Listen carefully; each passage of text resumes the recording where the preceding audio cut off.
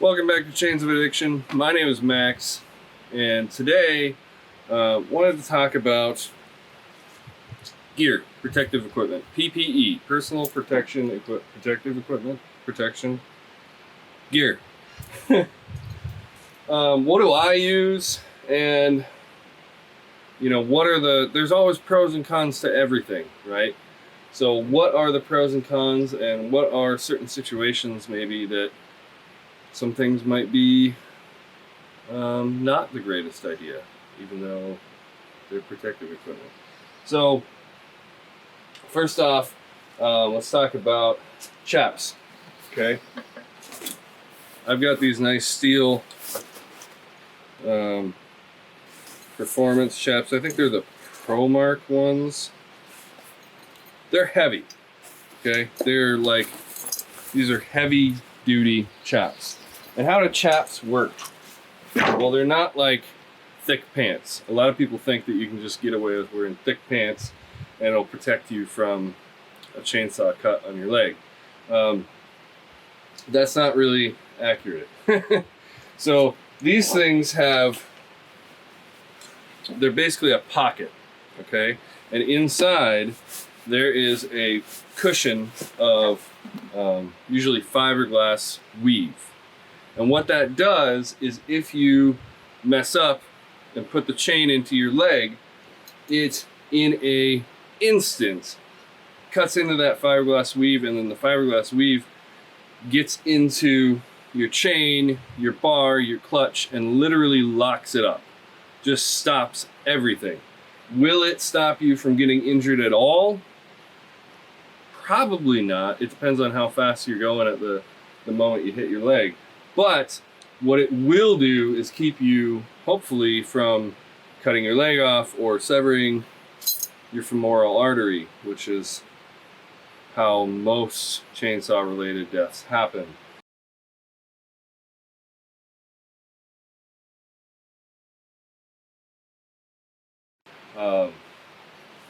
So these things are fantastic, and they're really not that expensive. This is a high-end pair. I think they're over $100, but you can get lower-end ones that still do a very good job for 30-40 bucks, even on Amazon. They're not going to be quite as good as these, but they'll probably still save your life.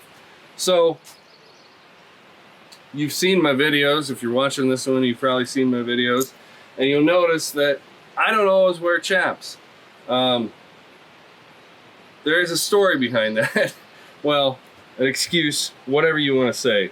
So I run hot. Like, I am a hot-blooded individual. Grew up here in Alaska. Even in the winter, you usually see me wearing just a t-shirt and jeans. That's just how I am. Might be because of my diet, might be because of my heritage. I don't know for sure. But what I do know is that I run hot. And those of you who know me personally know that I've been that way my whole life. So what does that mean about chaps? Well, these chaps especially, these things are thick and they're hot. They add a huge amount of insulation. It's like wearing a pair and a half of sweatpants on top of your regular pants. So for me, there is a point at which wearing the chaps becomes more dangerous than not wearing the chaps. And that point for me is somewhere around 60-65 degrees. I know you people in Florida are going, that's nothing.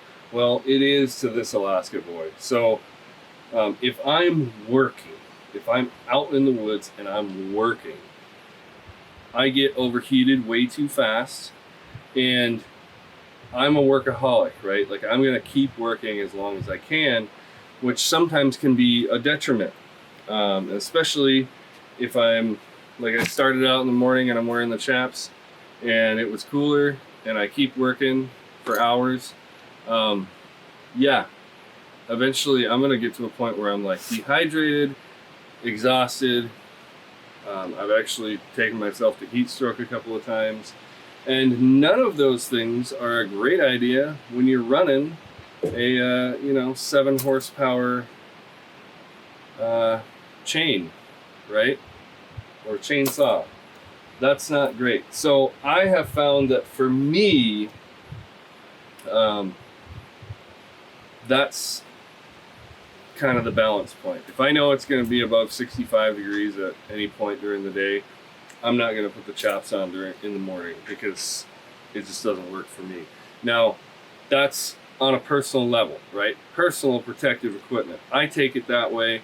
I think that everybody should weigh the pros and cons for themselves about what their safety equipment is. Now, that being said, when I first started cutting, I wore chaps all the time. And especially, like, if I haven't been cutting in a while, I'll put the chaps on no matter what the temperature is. If I know I'm only going to be cutting for an hour, I'll put the chaps on no matter what temperature it is. But if I've been working on a job, or if I've been cutting, every day for multiple days, I'm not probably going to put the chaps on if the temperature is warm outside. That's me. Talk about the helmet. For me, this is the single most important piece of safety equipment that I have. For me, not everybody. Now, this used to have one of those screens. I still have it. Had one of those screens that folded down. I didn't find it that useful, to be honest. Very rarely was there anything that would have come up and hit me in the face that the screen would actually protect me from, if that makes sense. Of course, I've got these glasses too, which protect me from a lot of the dust and stuff. So, but big thing, hearing protection. You've heard my steel run probably. I'll throw a little clip in there.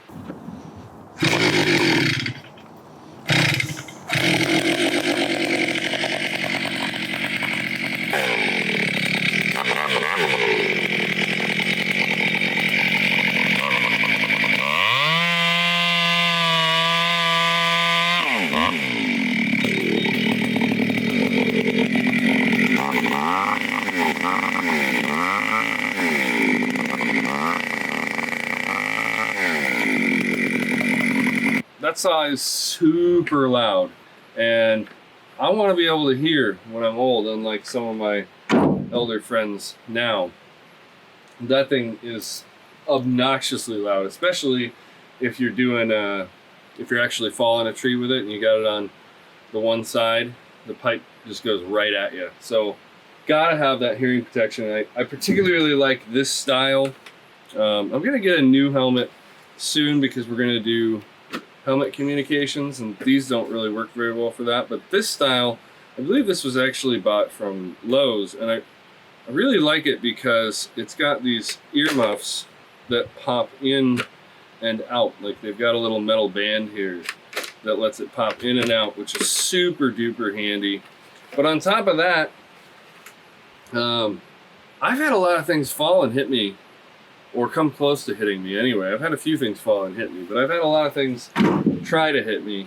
And it doesn't take much, it doesn't have to be a very big limb or part of a limb to come down from 50 foot up a tree and hit you to cause some damage. And this thing stops some of that, so that's great. I use it literally all the time. Very rarely do you see me without the helmet on running a saw. One detriment to this is that when you're falling trees, it's nice to be able to hear the tree as it's cracking, as it's falling. It's nice to be able to hear branches and stuff. But sometimes I'll do one muff even when I'm falling. I'll do one muff that's closer to the saw, and the other one I'll leave off so that I can hear the tree. But that is an essential piece of gear for me, absolutely. Talk about gloves. So gloves are definitely a personal choice. I choose to wear them these days. I didn't used to. I used to be a you know, all natural type of guy, just bare hands all the time. But my hands have paid the price for that. I have scars covering almost every inch of my hands, and not necessarily from chainsaw stuff, but you know, I've done a lot of work on mechanical stuff, cars and bikes and whatever. And yeah, my hands have paid the price in both visible ways and invisible ways. I've got a lot of joint pain at this point in my life. You know, I'm in my 30s, and yeah, my hands pretty much hurt all the time. So I use gloves now, and the reason I didn't like to use gloves for so long is because, especially like when I was turning wrenches, I do a lot of things by feel, right? And gloves just made that much harder, if not impossible.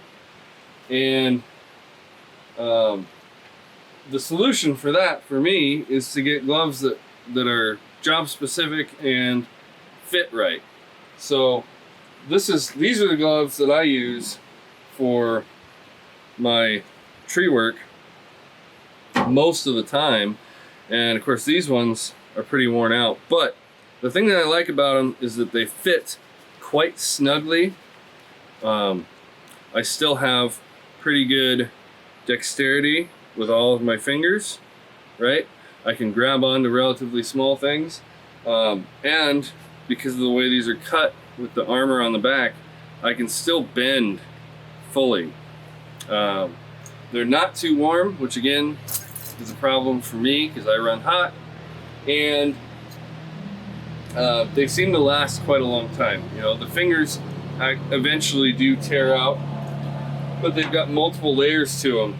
So even these ones, this is my older pair, you know, there's 1, 2, 3, at least 3 layers in there, and they're all thin layers, but they're all strong layers. So I can still use those gloves. I do still use those gloves, and the reason the fingers are all torn out is because I throw wood with them, right? Like I grab onto chunks of wood and I throw them. But yeah, those are the gloves I use. These ones come from Ringers. It's just the ones that I found that work. It doesn't really matter the brand, it's what works for you. Footwear depends on your terrain, right? If you're straight logging, you want like logging boots, corks with the metal spikes on the bottom of them. Makes it much easier to, when you're cutting big timber, to walk down the timber and limit as you're walking down it, and or measure it for bucking length. I don't log, at least I haven't yet in my life. I'm a small-time tree guy, relatively, right? So what I find is that I use like fairly high-end hiking boots. The ones I'm wearing right now are Merrell's. They are beat to tar. They got holes in them and everything. I need to get a new pair. But I like them because these ones are like a mid-top.